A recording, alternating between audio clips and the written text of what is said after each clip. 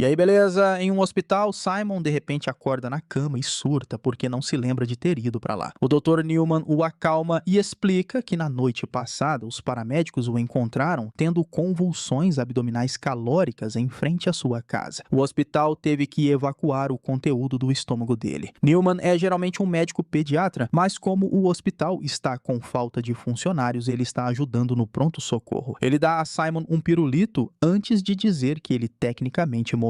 O seu coração parou por quase 2 minutos, mas os médicos conseguiram trazê-lo de volta. Para checar as suas memórias, Simon diz a Newman as suas informações pessoais sem problema. No entanto, ele tem dificuldade para se lembrar da data e diz que é o ano 2000. Newman pergunta a ele o nome de sua esposa, mas ele não entende. O médico revela que o ano é, na verdade, 2002 e que Simon tem uma esposa chamada Anna. Simon então começa a se lembrar da noite do incidente.